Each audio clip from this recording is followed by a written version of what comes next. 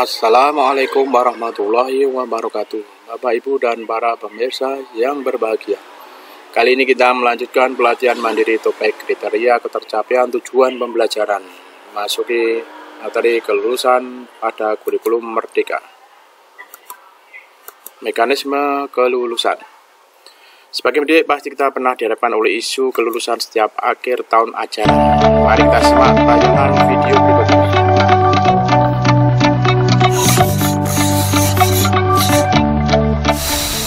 Sekolah menentukan kelulusan dengan siswa-siswinya harus sudah melaksanakan pembelajaran selama 3 tahun dan mengikuti ujian. Itu dibuktikan oleh adanya penilaian rapor tiap semester. Kemudian nilai sikap siswa juga minimal B, dengan catatan siswa tidak boleh melakukan pelanggaran berat ataupun pelanggaran ringan yang berulang. Itu kriteria penentuan kelulusan di SMP Bakti Nusantara 66. Nah, siswa yang ditangguhkan kelulusannya ya pasti merasa kecewa ya dengan ditangguhkannya kelulusan tersebut. Akan tetapi ini kan sudah menjadi standar ya, kelulusan itu kan harus sesuai dengan akademik ya, harus sesuai dengan yang ditentukan. Nah, makanya sebelum diluluskan peserta didik tersebut harus memperbaiki nilai tersebut dan juga harus memperbaiki sikapnya juga. Kita tidak pernah tidak meluluskan siswa, tapi kita pernah menangguhkan kelulusan siswa.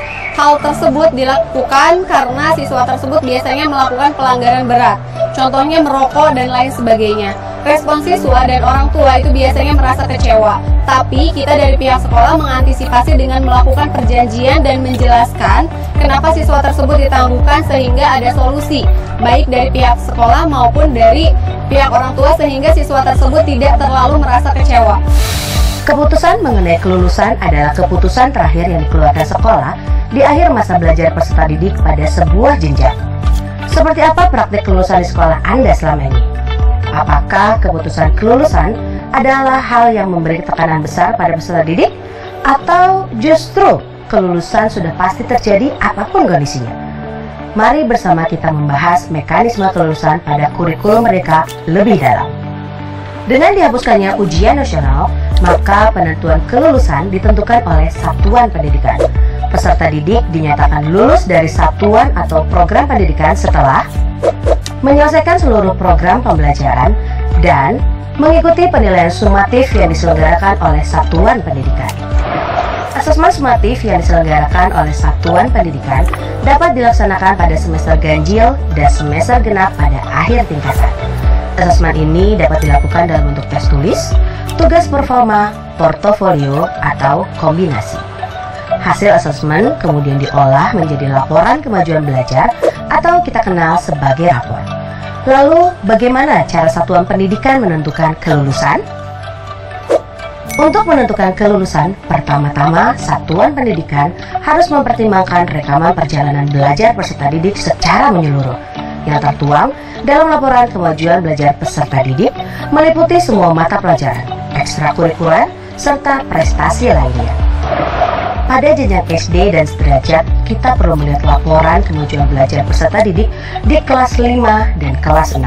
Sedangkan untuk SMP dan SMA atau yang sederajat, kita perlu mempertimbangkan laporan kemajuan belajar dari setiap tingkatan kelas. Pada jenjang PAUD, tidak ada evaluasi untuk kelulusan, tetapi diharapkan anak yang telah menyelesaikan fase kondisi atau PAUD dapat mencapai profil peserta didik yang tergambar dalam standar tingkat pencapaian perkembangan anak usia dini atau STPPA.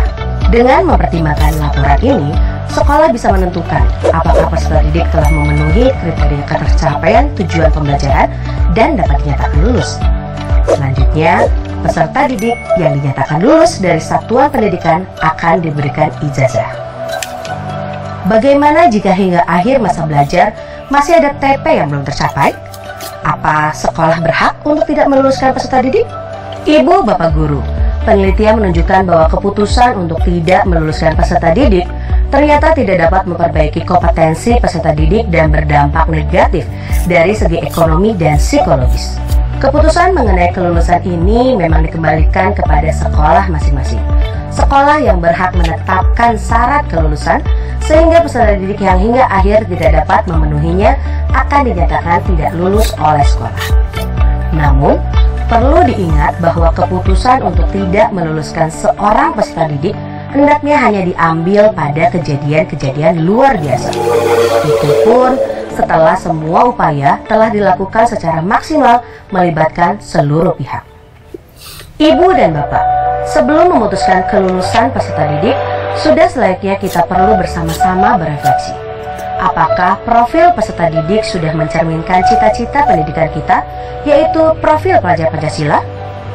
Apa kriteria yang kita gunakan sudah mencakup semua aspek pencapaian peserta didik di tahap akhir pendidikannya?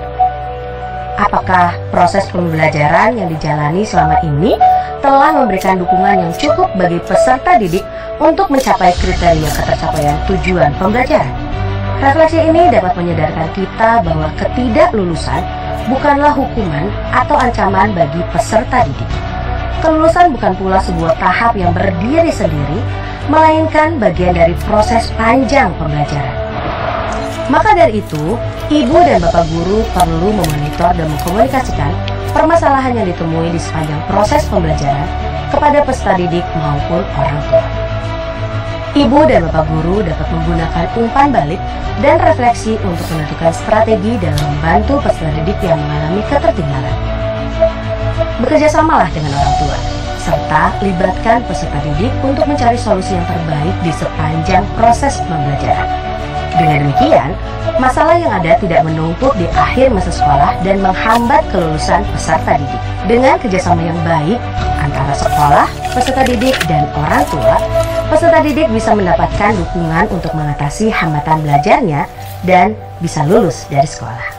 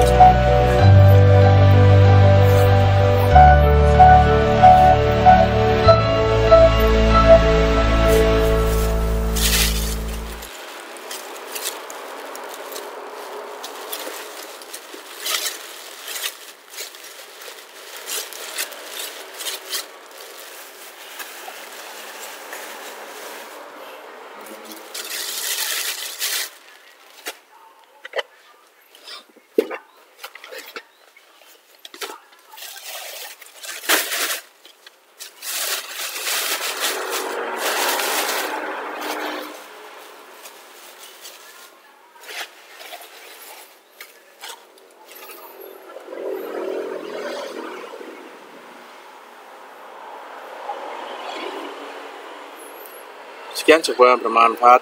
Assalamualaikum warahmatullahi wabarakatuh.